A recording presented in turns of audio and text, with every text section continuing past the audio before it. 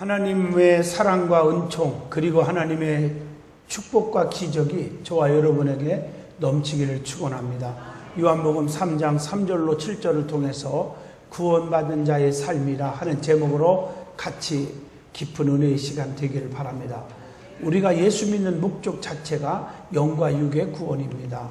정말 하나님 잘 믿고 영적으로 소생하고 거듭난 사람은 육신의 모든 문제를 우리 하나님의 오른팔로 붙잡혀서 축복이 있습니다. 사랑하는 자여 네 영혼이 잘된과 같이 범사도 잘되고 강건의 축복을 주신다고 요한 3서 2절에 말씀한 것입니다.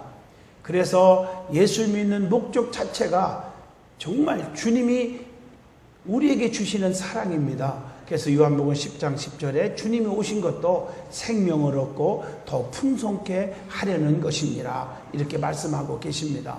예수 믿고 영생 얻은 사람, 생명과 축복은 하나님 편에 속한 자, 영에 속한 자임을 로마서 8장 5절로 6절에 말씀하면서 영에 속한 사람은 생명과 평안을 주신다고 약속했고, 마태복음 1장 21절 보면 예수님의 이름의 뜻 자체가 자기 백성을 저의 죄에서 구원할 자이심이라 라고 말씀한 것을 볼 수가 있습니다. 구원이라는 것은 계시록 1장 5절 말씀처럼 죄에서 건짐을 받는다, 죄악에서 해방되었다, 이런 뜻을 가지고 있습니다. 요한복음 5장 24절에 내 말을 듣고 또 나 보내신 이를 믿는 자는 영생을 얻었고 심판에 이르지 아니하나니 사망에서 생명으로 옮겨졌느니라. 구원은 영생을 얻음으로 심판과 사망의 문제가 해결되었다는 뜻입니다. 그래서 구원은 요한복음 3장 16절, 사도행전 16장 31절 예수 그리스도를 나의 구주로 믿을 때 믿음으로 받는 줄로 믿습니다. 구원은 에베소 2장 8절로 9절 선행으로 받는 것이 절대 아닙니다. 로마서 3장 20절 율법의 행위로 받는 것도 아닙니다. 구원은 지식으로 받는 게 아니에요. 우리의 의지로 받는 게 아닙니다. 야고보서 2장 19절에 내가 하나님은 한 분이신 줄을 믿느냐? 잘 아는도다. 귀신들도 믿고 떠드느니라. 중요한 얘기입니다. 마귀들도 예수님을 안다고 마귀들이 구원받습니까? 있을 수가 없는 것입니다. 예수 그리스도가 누구인지 안다고 구원받는 것이 아니라 예수 그리스도를 나의 구주로 영접하고 성령받아 거듭나고 믿어야 되는 거예요. 여러분, 하나님 예수님이 나를 모른다 그러면 나는 끝나는 거 아닙니까? 나는 예수님은 안다. 예수님 우리를 모른다는데 어떡할 거예요? 나는 대통령은 알아요. 대통령이 나를 몰라주는데 어떡할 거예요? 아는 것이 중요한 게 아닙니다. 믿고 그분을 통해서 거듭나야 됩니다. 요한복음 오늘 본문 3장 5절의 말씀입니다. 그리고 하나님 성령 받아서 거듭나야 되고, 그러면 하나님의 뜻대로 살아야 돼요. 마태복음 7장 21절 주여 주여 한다고 천국 가는 게 아니라 다만 내 아버지의 뜻대로 행하는 자라야 들어가리라 이렇게 말씀하고 있어요. 그러면 구원받은 사람은 어떠한 삶을 살아가는지 이게 중요합니다. 다시 말하면 구원받은 자는 그의 삶을 보면 아 구원받은 자구나 라고 알 수 있다, 그 뜻도 됩니다. 구원받은 자의 삶은 공통점들이 많이 있어요. 그것을 통해서 구원받은 자인지를 알 수가 있다는 것입니다. 그러면 구원받은 자의 삶이 무엇인가를 여러분에게 말씀을 드리고자 합니다. 과연 나는 구원받은 자인가? 나는 과연 진짜 구원받은 자답게 살고 있는가를 보시면 아는 것입니다. 주님 오실 날이 가까웠습니다. 심판날이 가까웠습니다. 정신을 바짝 차리고 구원의 자녀가 되시기를 축원합니다. 여러분 교회 왔다 갔다 하고 직분을 많이 가졌다고 천국 가는 게 절대 아니라고 저는 목회의 핵심 선포하는 메시지입니다. 제일 먼저 구원받은 자의 삶은 날마다 하나님 앞에 회개하고 살아가는 자입니다. 회개가 무엇입니까? 성경에 보면 회개의 어원적 의미가 있어요. 구약에는 히브리 말, 신약에는 헬란 말로 되어 있는데 이 구약에 보면은요 회개의 의미가 나함 혹은 슈브 하는 말을 쓰는데, 나함이라는 말은요 이 죄를 슬퍼하고 가슴속에서 후회하는 마음, 또 슈브 하는 단어는 리턴하는 것, 돌아오는 마음, 이게 바로 회개입니다. 신약에서는 메타노니아, 에피스토로데이라는 단어가 있는데 이 말은 돌이킨다, 다시 말하면 방향을 전환한다. 그래서 기독교는 유턴하는 종교입니다. 잘못 갔으면 다시 유턴해서 돌아와야 됩니다. 이것이 바로 진정한 돌이키는 회개인 줄로 믿습니다. 그러면서 성경적으로 회개의 의미가 뭘까? 성경적으로 한번 찾아보면 하나님을 향하여 돌아가는 거예요. 누가복음 15장 1절로 20절에 잃은 양 얘기, 또 잃은 드라크마 얘기, 탕자 비유 얘기 다 여기에 해당되는 말씀인 줄로 믿습니다. 또 욥기서 42장 6절에 내가 스스로 거둬들이고 티끌과 재 가운데서 하나님께 회개하나이다. 다시 말하면 죄에 대해서 잘못을 깨닫고 슬퍼하는 것, 이것이 회개의 의미입니다. 또 누가복음 15장 11절로 32절 하나님의 형상을 회복하는 것, 또 마태복음 4장 20절로 22절에 보면 회개는 과거의 생활을 철저하게 청산하고 예수님만 따르는 생활, 이것이 바로 회개입니다. 마태복음 3장 6절로 9절 보면 진정한 회개는 죄를 자복하고 잘못된 것을 고치고 회개에 합당한 열매를 맺는 줄로 믿습니다. 그러면 왜 회개를 해야 합니까? 이유가 무엇입니까? 사도행전 5장 31절, 누가복음 24장 47절 제사함을 받아야 되기 때문이에요. 로마서 6장 23절에 죄의 싹은 사망이요, 로마서 3장 23절 죄를 지면 하나님께로 갈 수가 없어요. 그래서 우리가 회개하는 이유는 하나님께로 가기 위해서예요. 회개할 때 또한 성령의 충만함을 받기 때문에 회개하라는 거예요. 사도행전 2장 38절 예수 그리스도의 이름으로 세례를 받고 제사함을 받으라. 그리하면 성령을 선물로 주리니 선물을 받으리라. 이렇게 돼 있어요. 회개할 때 하나님께 영광을 돌릴 수 있기 때문에 회개하라고 했어요. 요한계시록 16장 8절로 9절의 말씀입니다. 그리고 누가복음 13장 3절, 계시록 2장 5절 망하지 않기 위해서 회개하는 거예요. 너희도 만일 회개치 아니하면 다 이와 같이 망하리라. 분명히 하나님의 말씀에 기록되어 있습니다. 사도행전 11장 18절에 성령을 받고 생명을 얻기 위해서 회개해야 되는 거예요. 마태복음 4장 17절 천국이 가까이 왔어요. 주님의 심판이 얼마 안 남았어요. 때가 임박했어요. 주님 오실 날이 가까웠어요. 그래서 회개해야 된다는 얘기입니다. 그러면 어떻게 회개를 이루어집니까? 어떻게 회개하는 것이 되는 것입니까? 디모데후서 2장 25절 하나님께서 회개의 영을 부어주심으로 할 수 있어요. 내가 하고 싶다고 주여 잘못했습니다 한다고 진정한 회개가 되는 게 아니라 여러분 하나님께서 회개의 영을 부어주시는 거예요. 어떤 사람은 기도하다 보면요 자기도 모르는 새에 막 회개의 영이 부어짐으로 인해서 생각지도 않은 그 엄마 젖 먹을 때부터 시작해서 지금까지 살아온 것이 어떤 분들의 고백입니다. 막 영화 스크린 그 필름이 지나가는 것처럼 순간순간 막 지나가는데 30분 동안에 자기의 삶의 그 전체가 다 흘러가더래요. 다 보이더라는 거예요. 그래서 하나하나 탁탁탁탁탁 회개했더니 얼마나 기쁜지 이루 말할 수 없고 성령의 충만함을 받았더라. 다시 말하면 하나님께서 회개의 영을 부어주셔요. 엎드려 진정으로 기도하는 자에게는 이런 축복이 있습니다. 회개할 때 성령이 임하지만 성령을 통해서 나를 회개케 만들어 주시는 것도 있어요. 사도행전 2장 37절로 38절에 보니까 너희가 회개하여 각각 예수 그리스도 이름으로 세례를 받고 이렇게 성령께서 회개하게 만들어 주셔요. 이것이 중요해요. 하나님께서 또 깨달을 때 회개합니다. 마태복음 12장 41절 말씀을 깨달을 때, 그래서 말씀을 들을 때 여러분들이 정신을 바짝 차리고 말씀을 사모하고 듣는 자세가 얼마나 중요한지 모릅니다. 그래서 말씀을 들을 때 그 말씀에 깨달음이 와요. 깨달음이 올 때 진정한 회개가 나온다는 것입니다. 말씀의 자세가 그렇게 중요한 거예요. 은혜를 받음으로 정말 하나님의 영이 여러분에게 임할 줄로 믿습니다. 그리고 창세기 32장 24절로 28절에 야곱의 약복강변에 환두뼈가 부러지도록 기도한 내용 아시잖아요. 간절히 기도할 때 회개가 나올 줄로 믿습니다. 자, 그 다음에 회개가 안 될 때가 있어요. 아무리 회개하려고 해도 회개가 안 되는 거예요. 눈물도 안 나오고. 왜 그러느냐? 점검을 해보시기 바래요. 로마서 2장 5절 보면 자기의 고집, 자기의 자존심, 체면, 이 교만 이런 것들 때문에 회개가 안 되는 거예요. 사무엘상 13장 11절로 12절에 보니까 남의 눈치를 보고 부끄러워하면 회개가 안 되는 거예요. 하나님 앞에 기도할 때도 보면 눈치를 보는 거예요. 내 기도 누가 듣나? 누가 옆에 있나? 맨 잡다한 생각으로 꽉 차 있는 거예요. 여러분, 자존심을 버리세요. 체면을 버리세요. 그래야 진정한 회개가 나오는 거예요. 마태복음 10장 21절로 22절 불신앙이 있어서는 절대로 회개가 안 되는 것입니다. 전능하신 하나님을 두려워할 줄 모르면 로마서 1장 21절 회개가 안 되는 거예요.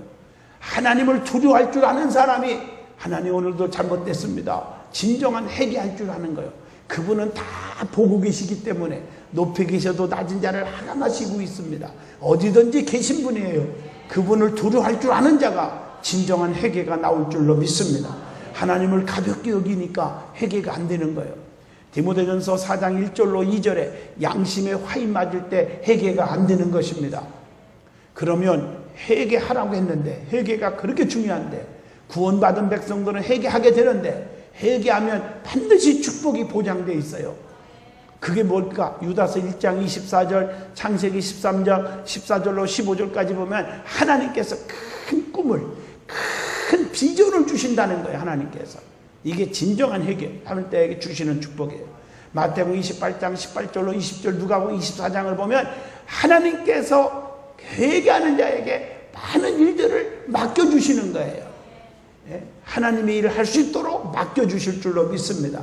이사야 6장 1절로 7절에 보면 이사야가 소명받은 얘기 잘 아십니다. 하나님께서 능력과 담력을 주셔서 영의 눈이 떠지게 만드는 거예요. 그래서 영의 눈이 떠져서 심령을 꿰뚫어 보고요. 하나님 귀가 있어도 듣지 못하고 눈은 있어도 보지 못하고 입은 있어도 말하지 못하는 배역한 백성들을 향하여 나를 보내주세요. 어디든지 가서 하나님을 전하겠습니다. 회개하라고 애치겠습니다. 이렇게 되는 것입니다. 자, 두 번째, 구원받은 자의 삶은 열매를 맺게 하십니다. 그래서 진정한 천국의 구원에 확신 있는 사람들은 보면 열매를 잘 맺고 살아요. 열매를 보면 아는 거예요. 나무도 죽은 나무는 절대로 열매를 안 맺습니다. 산나무 위에서 열매를 맺는 줄로 믿습니다. 진정한 구원받은 자의 삶은 열매를 보고 하는 것입니다. 성도가 맺어야 할 열매의 종류가 참 많이 기록되어 있어요. 그 중에서 갈라디아서 5장 22절 23절 사랑, 실학, 화평, 온유, 자비, 양선, 오래 참음, 충성, 절제 9가지 성령의 열매를 맺어야 될 줄로 믿습니다. 그래서 구원받은 백성은 얼굴 모습부터 다른 거예요. 온유가 있습니다. 사랑이 있습니다. 남의 허물을 덮어줘요. 인내할 줄 압니다. 절제할 줄 압니다. 참을 줄 압니다. 이게 진짜 은혜 받은 사람이요, 성령 받은 사람이에요. 성령 받아야 거듭나야 천국 가는 거니까 여러분 다 이해가 되리라고 믿습니다. 야고보서 3장 17절 보면 오직 위로부터 난 지혜는 첫째 성결하고 다음에는 화평하고 관용하고 양순하며 긍휼과 선한 열매가 가득하고 편견과 거짓이 없나니. 여러분 골로새서 1장 10절에도 그렇게 말씀하고 있어요. 선한 열매를 맺어야 합니다. 그리고 에베소서 5장 9절에 보면 빛의 열매는 모든 착함과 의로움과 진실함에 있느니라. 빛의 열매를 맺어야 돼요. 우리 예수 믿는 사람, 구원받은 사람, 진정으로 구원의 확신이 있는 사람은 빛의 열매를 맺을 줄로 믿습니다. 그 모습 보면 항상 진실해요. 착해요. 거짓이 없어요. 의롭게 살아요. 이것이 바로 빛의 열매를 맺는 자입니다. 그리고 잠언서 13장 2절 사람은 입의 열매로 인하여, 입의 열매가 있죠. 거기에 축복을 누리거니와 마음이 괴사한 자는 강포를 당하느니라. 그러니까 입술을 통해서 강포를 당하는 자가 있고 축복을 누리는 자가 있다고요. 그래서 입과 손에 열매를 맺어야 돼. 우리의 손은 남을 손가락질하고 남을 능욕하고 좁히는 손이 아닙니다. 남을 섬기고 남과 함께하는 그런 손이 되어야 될 줄로 믿습니다. 우리의 입술도 입만 열으면 남을 칭찬할 줄 알고 남을 용기를 주고 남을 세울 수 있는 사람이 되어야 되는 거예요. 그리고 영생의 열매를 맺어야 합니다. 요한복음 4장 36절 거두는 자가 이미 싹도 받고 영생에 이르는 열매를 모으나니 이는 뿌리는 자와 거두는 자가 함께 즐거워하게 하려 함이니라. 그러면 왜 열매를 맺어야 합니까? 누가복음 6장 44절 상식입니다. 열매를 보고 좋은 나무를 알 수 있기 때문입니다. 열매를 보고 아, 저분은 구원받은 자구나 라고 알 수가 있기 때문입니다. 또 열매 맺지 않으면 어떻게 되겠는데요? 마태복음 3장 7절로 12절 찍어서 불에 던지우기 때문에 열매를 분명히 맺어야 합니다. 열매 없는 나무 저주받았잖아요, 주님으로부터요. 마태복음 21장 18절로 19절에 주님께서 열매를 요구하시기 때문에 열매를 맺어야 합니다. 주께서 쓰실 때, 주께서 갖고 계실 때 열매를 드려야 됩니다. 마태복음 25장 21절로 23절에 그 주인이 이르되 잘하였도다 착하고 충성된 종아, 주님께서 아주 기뻐하시기 때문에 열매를 맺어야 하는 거예요. 여러분, 세상에서도 마찬가지잖아요. 장사했으면 이익을 남겨야 기쁘잖아요. 목회자도 또 성도들이 볼 때 1년 12달 가도 자기도 치닥거리 잘 못해요. 자기도 예배 빠지고요. 예? 한 명도 전도 못하는 기적을 이루고요. 그러면 속상하단 말이에요. 열매 맺는 성도가 그렇게 이쁜 거예요. 어떻게 해야 열매를 맺을 수 있나요? 열매 맺는 비결이 뭘까요? 로마서 6장 16절 하나님께 순종하면 열매를 맺을 수가 있습니다. 순종을 할 줄 알아야 돼요. 그리고 에레미야 17장 7절로 8절 보면 하나님께만 의지하면, 하나님께만 맡기고 그분께 의지하면 그분이 도우셔서 열매를 맺게 될 줄로 믿습니다. 여러분, 나무도요, 뿌리를 내릴 때 열매를 많이 맺게 되는데 뿌리를 잘 내리려니까 좋은 땅에다 의지해야 돼요. 뿌리가 자갈, 모래 이런 데다 뿌리를 내리려니까 뿌리가 그 자갈과 모래를 의지하니 이게 살 수가 없잖아요. 우리가 의지하는 분은 전능하신 분이에요. 생사화복을 주관하시는 분이에요. 그분께 의지하면 좋은 열매를 풍성하게 맺을 줄로 믿습니다. 에레미야 17장 7절로 8절 하나님께만 의지해야 된다는 거 잊어먹지 마세요. 그리고 야고보서 3장 17절에 보니까 오직 위로부터 난 지혜는 첫째 성결하고 다음에는 화평하고 관용하고 양순하며 긍휼과 선한 열매가 가득하고 편견과 거짓이 없나니 하나님께 지혜를 얻음으로 많은 열매를 맺게 될 줄로 믿습니다. 그러면 열매를 맺으면 반드시 축복이 와요. 어떤 축복이 올까? 그래서 열매 맺으라고 그런 거예요. 요한복음 15장 16절 주님이 나를 버리지 않는다 말이에요. 열매 있는 나무는 안 버려요. 열매 없는 나무를 찍어서 버리는 거예요. 그것뿐입니까? 요한복음 15장 16절, 요한복음 15장 7절 구하는 대로 응답을 주신대요. 네 말이 내 안에 거하고 내 말이 너희 안에 거하면 무엇인지 구하라. 그리하면 다 이루게 만들어 주시겠다고 약속했습니다. 요한복음 15장 11절 내가 이것을 너희에게 이르면 내 기쁨이 너희 안에 있어 너희의 기쁨을 충만하게 하려 하십니다. 아주 기쁨이 넘치게 해주신대요. 기쁨이 있게 해주신대요. 그것뿐입니까? 요한복음 15장 8절에 너희가 열매를 많이 맺으면 내 아버지께서 영광을 받으실 것이요 너희는 내 제자가 되리라. 한마디로 주님께 아주 사랑받고 귀하게 여김을 받는 줄로 믿습니다.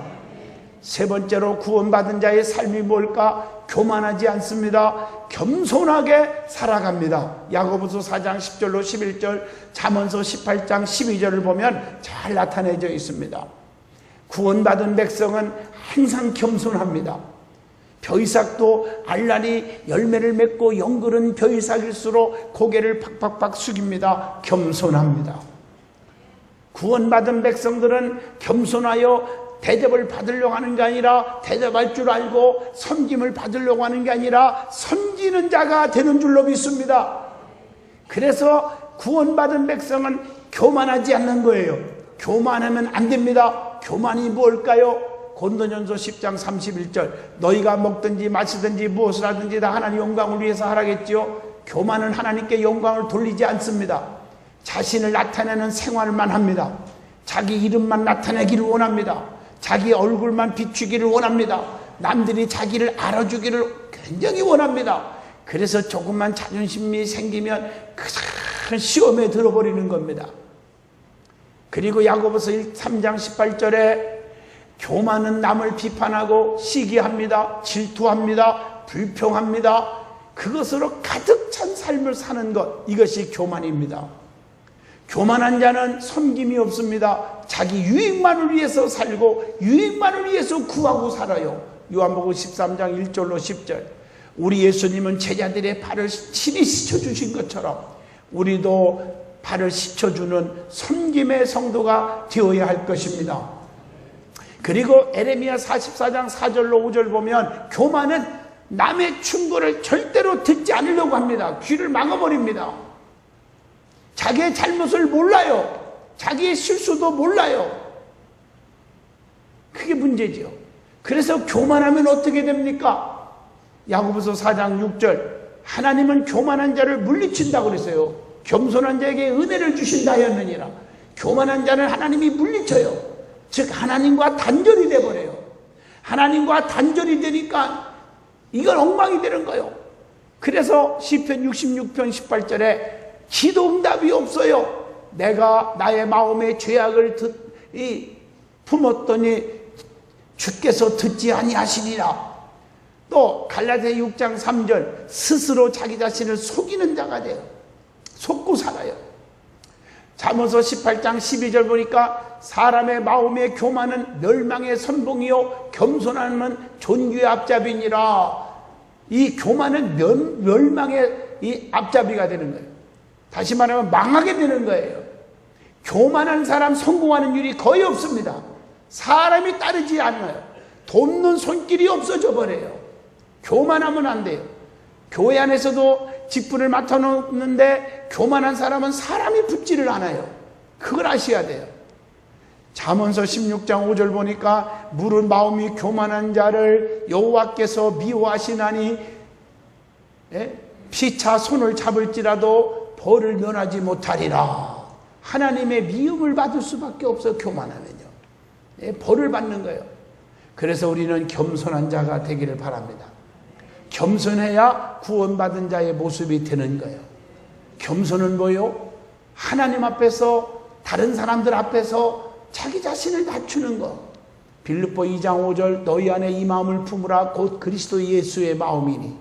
로마서 12장 16절 서로 마음을 같이하여 높은 데 마음을 두지 말아라.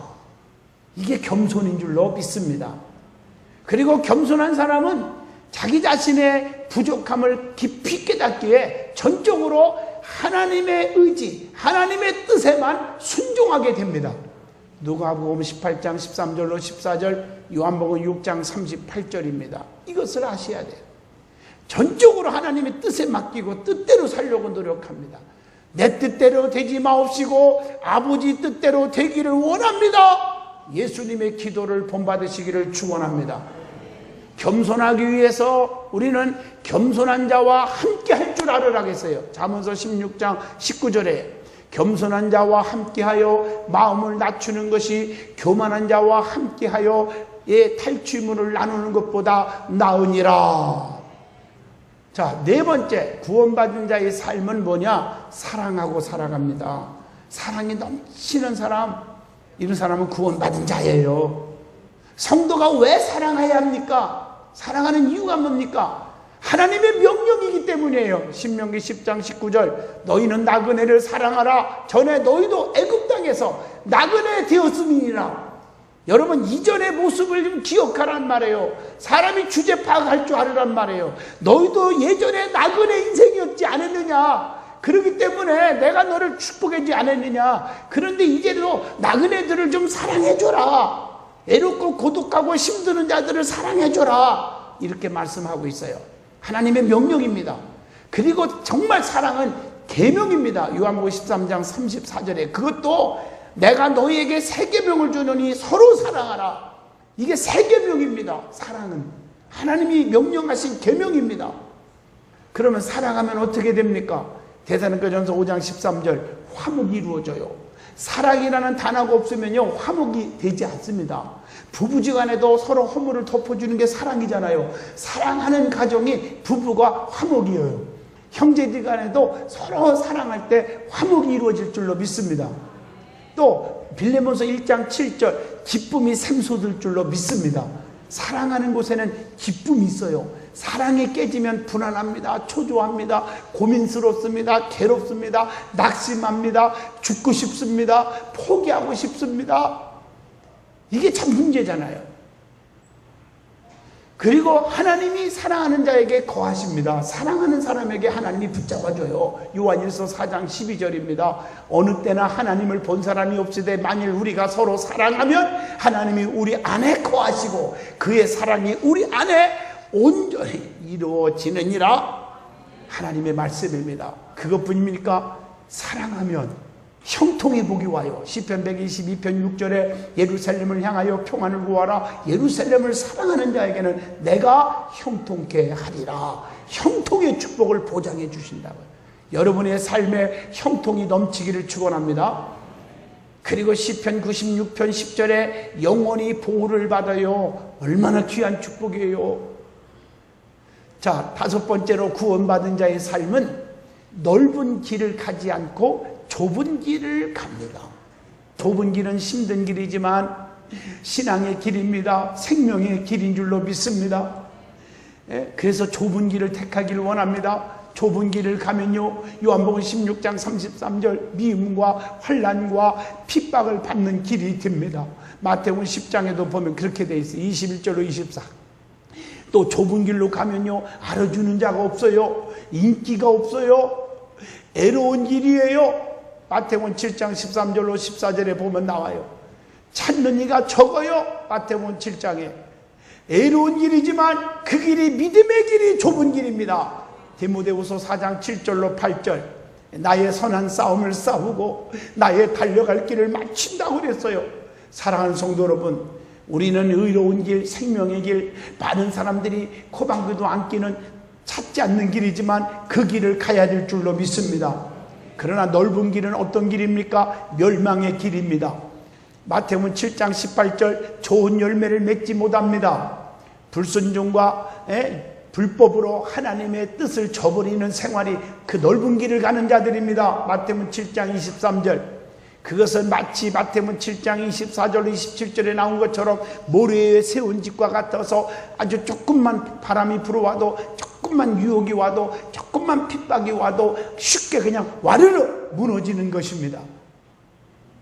우리는 좁은 길을 걷기를 주의 이름으로 축원합니다. 결론입니다. 성도는 하나님의 백성입니다. 천국 백성입니다. 하나님의 친백성입니다. 성도는 심령 속에 주님으로 꽉 차 있어야 됩니다. 살아도 주를 위해서 죽어도 주를 위해서 살아야 합니다. 먹든지 마시든지 오직 주님을 위해서 살아야 합니다. 오직 우리 주님을 사랑해야 됩니다. 주님 오실 날이 진짜 멀지 않았습니다. 심판때에 성도는 구원받은 자로서 모두 다 들림받을 줄로 믿습니다. 이스라엘 백성이 출애굽할 때 가나안 땅이 목적지였지만 40년 동안이나 광야 생활했듯이 우리도 지금 광야 생활하고 있기에 나그네 인생인 줄을 알아야 합니다.